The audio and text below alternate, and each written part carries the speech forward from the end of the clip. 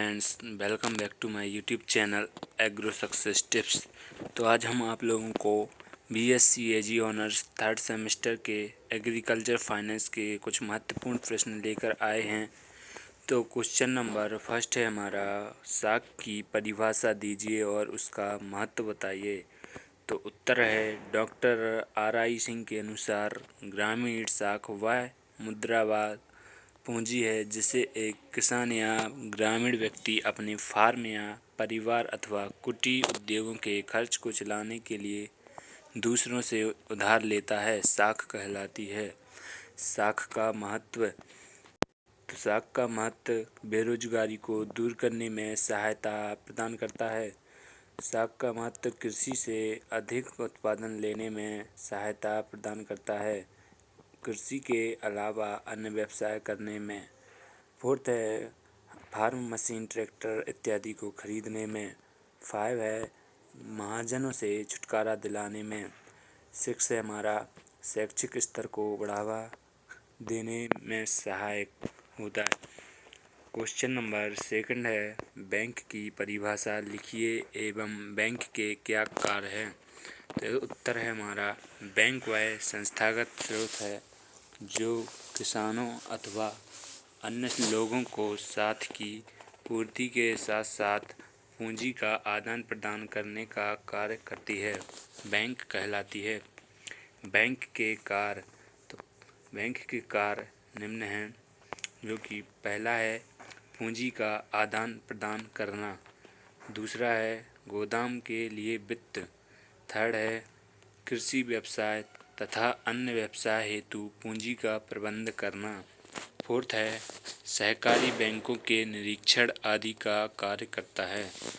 Question number third है, भारत में कृषि ऋण की पूर्ति के साधन या स्रोतों को लिखिए। तो उत्तर है, भारत में कृषि ऋण की पूर्ति के साधन या स्रोत निम्न हैं। तो ये साधन या स्रोत निम्न प्रकार से दो ही हैं, तो संस्थागत स्रोत और गैर संस्थागत स्रोत। तो संस्थागत स्रोत के निम्न प्रकार होते हैं, जो कि पहला है सरकार, दूसरा है सहकारी समितियां, तीसरा है बैंक और चौथा है हमारा निगम। और गैर संस्थागत स्रोतों के निम्न प्रकार हैं, जो कि पहला है साहूकार व महाजन, दूसरा है व्यापारी, तीसरा है आढ़तिये, चौथा है हमारा रिश्तेदार, पांचवा है कृषक महाजन व बड़े महाजन, छठा है हमारा देसी बैंकर। क्वेश्चन नंबर फोर्थ है, कृषि साख का वर्गीकरण कीजिए। कृषि साख का वर्गीकरण निम्न प्रकार है, जो कि पहला है हमारा समय के आधार पर। तो समय के आधार पर जो कि हमारा पहला है अल्पकालीन साख, जो कि 15 माह से 15 माह के अंदर का साख होता है। दूसरा है हमारा मध्यकालीन साख, जो कि 15 माह से लेके 5 वर्ष के अंदर का साख होता है। तीसरा है हमारा दीर्घकालीन साख, जो कि 5 वर्ष से लेकर 20 वर्ष के अंदर का साख होता है। दूसरा हमारा उद्देश्य अथवा उपयोग के आधार पर। दूसरे का जो कि हमारा है, जो कि उद्देश्य अथवा उपयोग के आधार पर है, जो कि हमारा पहला है प्रत्यक्ष साख और दूसरा है अप्रत्यक्ष साख। हाँ, तीसरा है हमारा ऋण की सुरक्षा के आधार पर। तो इसमें हमारा है सुरक्षित साख और दूसरा है असुरक्षित साख। फोर्थ है हमारा ऋणदाता अथवा स्रोत के आधार पर साख। तो इसमें हमारा संस्थागत साख और गैर संस्थागत साख निम्न है। क्वेश्चन नंबर 5 है, भारतीय स्टेट बैंक से आप क्या समझते हैं। तो इसका उत्तर है, भारत में सर्वप्रथम 3 प्रेसिडेंसी बैंकों की स्थापना की गई। सन 1806 में बैंक ऑफ बंगाल, सन 1840 में बैंक ऑफ बम्बई तथा 1843 में बैंक ऑफ मद्रास। इन पर सरकार अपना नियंत्रण रखती थी। आगे चलकर 1921 में इन तीनों बैंकों को मिलाकर इंपीरियल बैंक ऑफ इंडिया की स्थापना की गई और 1 जुलाई 1955 को राष्ट्रीयकरण के बाद इसका नाम बदलकर स्टेट बैंक ऑफ इंडिया रख दिया गया था। स्टेट बैंक ऑफ इंडिया के कार्य, पहला है हमारा सामान्य सहायता, दूसरा है भूमि विकास बैंक को ऋण प्रदान करना, थर्ड है केंद्रीय सहकारी बैंक की सहायता। क्वेश्चन नंबर 6 है किसान क्रेडिट कार्ड योजना। इसका आंसर है हमारा वर्ष 1998 से 99 में वाणिज्यिक बैंकों, क्षेत्रीय ग्रामीण बैंकों तथा सहकारी बैंकों से प्राप्त ऋण को सुसाध्य बनाने के लिए किसान क्रेडिट कार्ड योजना प्रारंभ किया गया। किसान क्रेडिट कार्ड यानी केसीसी योजना सन 1998 में बैंकों द्वारा समान रूप से अपनाने के लिए किसानों को उनकी जरूरत के आधार पर किसान क्रेडिट कार्ड जारी करने के लिए शुरू की गई थी, ताकि किसान बीज, उर्वरक, कीटनाशक जैसे कृषि आदानों को आसानी से खरीदने के लिए उनका उपयोग कर सकें। क्वेश्चन नंबर 7 है फसल ऋण से आप क्या समझते हैं। तो फसल ऋण प्रणाली के अंतर्गत किसानों की फसलों को अच्छे ढंग से उगाने व उत्पादक क्षमता बढ़ाने के लिए फसलों की लागत की आवश्यकता अनुसार ऋण की मात्रा निर्धारित की जाती है। इस प्रणाली में बीज, उर्वरक, रोगनाशक, कीटनाशक, उत्तम कृषि यंत्र एवं आधुनिक तकनीकी के रूप में ऋण दिया जाता है तथा शेष राशि को नगद रूप में भी दिया जा सकता है। ये अल्पकालीन ऋण होते हैं। इनकी वापसी 1 साल की अवधि में हो जानी चाहिए। फसल ऋण 3 प्रकार से दिया जाता है, जो कि फर्स्ट है हमारा उन्नत कृषि विधियों के रूप में, सेकंड है उत्पादन साधनों के रूप में, थर्ड है हमारा नकद रूप में। क्वेश्चन नंबर 8 है हमारा जिला सहकारी बैंक एवं क्षेत्रीय ग्रामीण बैंक के कार्य। तो इसका उत्तर है जिला सहकारी बैंक के कार्य। तो यह बैंक अल्पकालीन एवं मध्यकालीन ऋण प्रदान करती है। इन समितियों का ढांचा 3 पंक्तिबद्ध प्रणाली के अंतर्गत संगठित किया गया है। जिला सहकारी बैंक जिला स्तर पर कार्य करते हैं, जिनका कार्य विशेषकर प्राथमिक सहायक समितियों को ऋण प्रदान कराना है। प्राथमिक कृषि सहकारी शाखा समितियां ग्राम स्तर पर कार्य करती हैं, जो कि कृषकों को ऋण प्रदान करने वाली एक आधारभूत कड़ी का काम करती है। सेकंड है हमारी क्षेत्रीय ग्रामीण बैंक के कार्य। तो इन बैंकों का कार्य मुख्य उद्देश्य देहातों में कृषि तथा अन्य उत्पादन में वृद्धि के लिए साख सुविधाओं का विस्तार करना है। ये बैंक विशेष रूप से छोटे तथा सीमांत किसानों, कृषि मजदूरों, ग्रामीण कारीगरों तथा छोटे उत्पादकों की ओर ध्यान देते हैं। अपने कार्य क्षेत्र में ये बैंक विशेष रूप से छोटे व सीमांत किसानों, भूमिहीन मजदूरों, कारीगरों तथा छोटे उत्पादकों को ऋण देते हैं।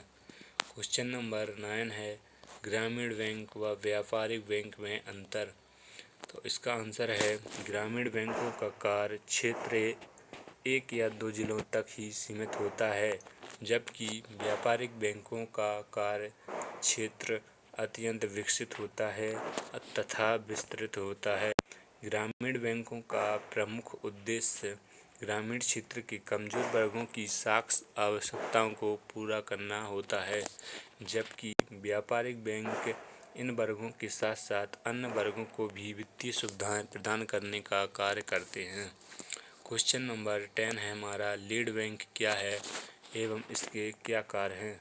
तो इसका आंसर है लीड बैंक विशेष रूप से ग्रामीण एरिया में सर्वेक्षण करता है एवं उन उपक्रमों का पता लगाता है जिनके विकास के लिए लोन प्रदान किया जा सकता है। लीड बैंक सामाजिक एवं आर्थिक पहलुओं का सर्वेक्षण करने का कार्य करता है तथा अपने एरिया में स्थित बैंकों को लोन प्रदान करने के लिए सूचना उपलब्ध करवाता है।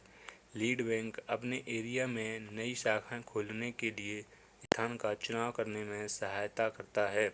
इसके अतिरिक्त बैंक उन एरियाज का चुनाव करता है जिनमें लघु उद्योगों की स्थापना की जा सकती है। लीड बैंक स्कीम का प्रारंभ 1969 में किया गया था, लीड बैंक के कार्य।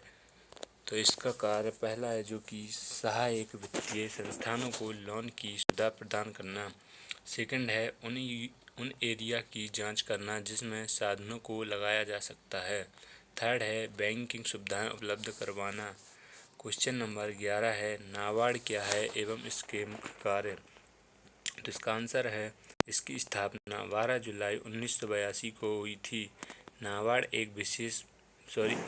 एक विकास बैंक के रूप में एकीकृत ग्रामीण विकास को बढ़ावा देने और ग्रामीण क्षेत्रों की समृद्धि सुनिश्चित करने के उद्देश्य से ग्रामीण क्षेत्रों में कृषि, लघु उद्योग, कुटीर उद्योग और ग्रामोद्योग, हस्तशिल्प और अन्य ग्रामीण शिल्प और अन्य संबद्ध आर्थिक गतिविधियों के संवर्धन और विकास के लिए ऋण और अन्य सुविधाएं प्रदान करने में सहायक है। तो नाबार्ड के मुख्य कार्य जो कि फर्स्ट है हमारा ग्रामीण क्षेत्रों में कृषि, लघु उद्योग, हस्तशिल्प और अन्य ग्रामीण शिल्पों के विकास के लिए ऋण और अन्य सुविधाएं देना। सेकंड है ग्रामीण क्षेत्रों में वित्तीय संस्थाओं का पुनर्गठन करना। थर्ड है ग्रामीण क्षेत्रों में वित्तीय संस्थाओं की स्थापना में योगदान देना। ऋण प्रबंध के 3 आर। तो ऋण क्वेश्चन नंबर हमारा 11 है जो कि ऋण प्रबंध के 3 आर हैं। तो इसका आंसर है फर्स्ट है जो कि ऋण के उपयोग से प्राप्त प्रतिफल यानी रिटर्न्स जो कि हमारा फर्स्ट आर है। सेकंड है ऋण अदायगी की क्षमता यानी रीपेमेंट कैपेसिटी जो कि हमारा सेकंड आर है। थर्ड है ऋण की जोखिम उठाने की क्षमता यानी रिस्क बियरिंग एबिलिटी जो कि हमारा थर्ड आर है। क्वेश्चन नंबर 12 है जो कि ऋण प्रबंध के 4 सी। तो ऋण प्रबंध के 4 सी यानी पहला है हमारा चरित्र यानी कैरेक्टर। सेकंड है क्षमता यानी कैपेसिटी। थर्ड है पूंजी जो कि हमारी कैपिटल। फोर्थ है शर्तें यानी कंडीशंस। क्वेश्चन नंबर 13 है साख के 5 पी। तो साख के 5 पी निम्न है जो कि फर्स्ट है हमारा पहला उद्देश्य यानी पर्पज। सेकंड है व्यक्ति यानी पर्सन। थर्ड है उत्पादक योजना यानी प्रोडक्टिव प्लान। फोर्थ है किस्त का भुगतान यानी पेमेंट ऑफ इंस्टॉलमेंट। 5 है संरक्षण प्रतिभूति यानी प्रोटेक्टिव सिक्योरिटी। क्वेश्चन नंबर 14 है ऋण अदायगी क्षमता से आप क्या समझते हैं। तो इसका उत्तर है भुगतान क्षमता आय की वह राशि होती है जो किसान को वर्ष भर में फार्म के सभी स्रोतों से प्राप्त संभावित आय में से उत्पादन लागत, परिवार की उपभोग आवश्यकताओं की पूर्ति तथा दूसरी बकाया राशियों व पुराने कर्जों को आदि को घटाने के बाद शेष रहती है। भुगतान क्षमता ऋणों के प्रकार पर भी निर्भर करती है।